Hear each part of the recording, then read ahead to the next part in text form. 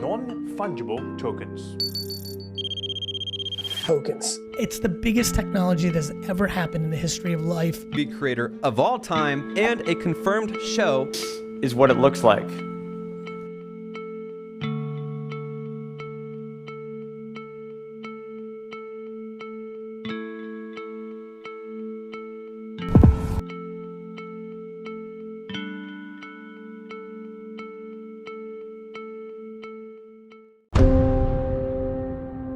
Non-fungible tokens. What are these really? Is it a currency, a coin, something tradable, or even what we can exchange? You tell me. But first, let's get back to where it all started. A quick Google search of how did NFT start will give you a direct answer of which I quote. It can be traced all the way back to 2012, when a white paper was released by Manny Roosevelt, and that was the same year Twitter and Facebook were becoming popular, as well as Bitcoin being launched in 2010, of which NFTs were to be issued on the Bitcoin blockchain, as we are supposed going to be colored coins representing managing reward assets on Bitcoin, and those assets could be anything such as your audio files, images, or videos. So it's basically about how it started. We could go further about the history of NFTs in websites and blogs, but it all amounts to the same thing.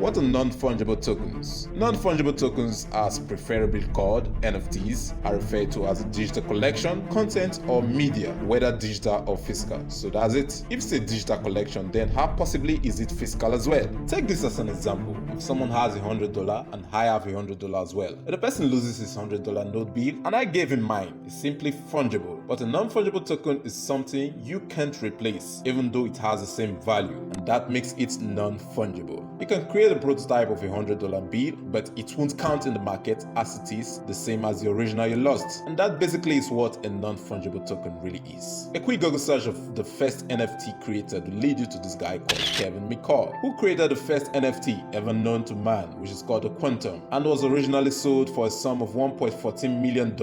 Whereas other projects were being created. Right now there are over 28,000 NFT projects being created every day in the metaverse, and it's still adding between the sellers and the buyers. But before we get into that, let's take a quick ad break.